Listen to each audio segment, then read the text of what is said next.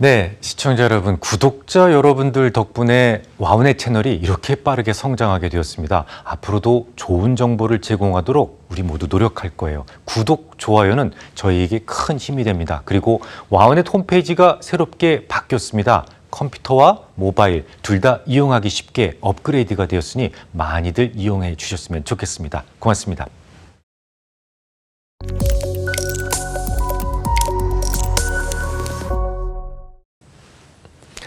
네, 이자 비용과 상각 두 번째 시간인데요.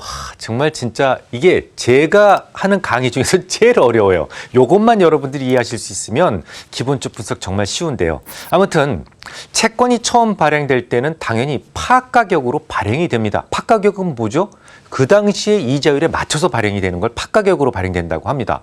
시간이 흘러서 다시 금고 밖으로 나온 채권이라면 이 시장의 금리가 가만히 있는 게 아니잖아요. 막 변할 텐데 그러면 이게 프리미엄채가 되어 있을 수도 있고 또는 디스카운트채가 되어 있을 수도 있습니다.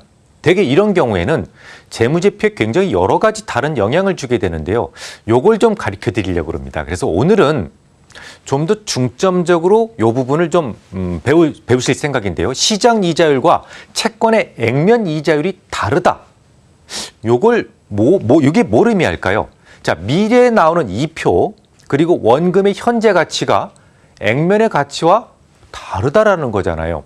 그 채권이 발행될 당시에 이자율로 할인된 것을 액면 가치라고 합니다. 그리고 현재 시장의 요구 수익률로 할인한 것을 시장 가치라고 하잖아요.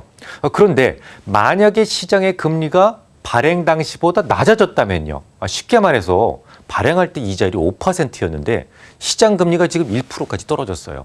그럼 액면가 1억짜리라고 한다면 연간 이자가 500만 원에서 100만 원까지 400만 원이나 차이가 나잖아요. 그러면 400만 원의 이자를 더 쳐주는 채권이 더 인기가 있겠죠. 100만 원 주는 것보다야 400만 원 이자를 주는 게 더 낫잖아요. 그러면 그 채권을 구매하려는 사람이 많아지게 되고 이 수요와 공급 원칙에 의해서 최초 액면 가격보다 비싸게 거래가 되겠죠. 400만 원씩 주니까. 더 비싸게 거래되기 때문에 이런 채권을 따로 프리미엄 채권이다라고 정의합니다. 반대로 금리가 발행 당시보다 더 올라가게 되면요. 액면 이자율은 시장 금리보다 낮은 이자를 지급하기 때문에 사람들은 이 채권을 기피하겠죠. 역시 시장 논리에 의해서 더 싸게 거래되어야만 할 겁니다. 싸게 거래가 된다는 의미에서 이런 채권을 디스카운트 되었다. 디스카운트 채권이다. 이렇게 이야기를 하는 것이죠. 결국 채권을 발행해 놓은 상태에서 혹은 채권을 구매한 상태에서 금리가 올라간다면 보유하고 있던 채권은 자본 손실을 기록하게 됩니다. 반대로 금리가 발행한 이후 하락하게 된다면 자본 이익을, 자본 차익을 기록하게 되는 것이죠. 이 말은 딱 요즘처럼 향후 금리가 올라갈 것 같아 라고 예측되는 시점에서 채권에 대한 투자가 바람직한 선택이 되겠습니까? 아니죠. 지금 같은 상황에서는 채권을 투자하지 않는 게 맞다라는 겁니다. 자, 그러면 좀 더 깊이 들어가 보겠습니다. 어떤 특정 시점에서 채권의 가치는 그 이후로 나오는 모든 현금 흐름, 이표로 나오는 현금 흐름을 요구 수익률로 할인한 가치의 합으로 표시될 수 있다라고 말씀드렸어요. 그런데 처음부터 팔릴 때 프리미엄 채권으로 팔게 된다면 어찌 되겠습니까?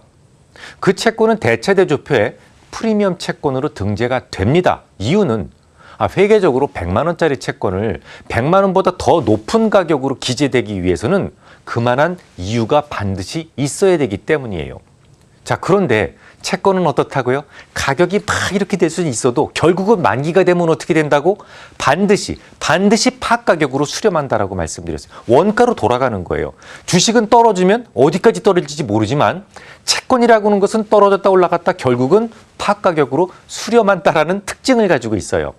그러면 프리미엄 채권은요, 액면가보다 이만큼 비싸게 주는 채권이잖아요. 아무리 비싸게 거래가 된다고 하더라도 결국은 어떻게 된다? 만기가 되면 파가격으로 가격이 떨어지면서 수렴한다라는 거예요. 그러면 만기까지 그 채권은 계속 가격이 하락한다는 말이 되잖아요. 그 가치 하락분 만큼 장부에 기재를 해야만 합니다. 그래서 미리 받아놓은 프리미엄에 대해서는 그 채권의 만기까지 계속 상각을 하게 되어 있어요. 만기가 돼서 그 채권에 형성되어 있던 모든 프리미엄이 제로가 될 때까지 하는 겁니다. 반대로 처음부터 디스카운트되었던 채권을 팔게 되면요. 그 채권은 대체대조표에 어떻게 기재될까? 디스카운트 채권으로 기록이 됩니다. 자, 여기서 중요한 것은 디스카운트된 부분도 결국은요.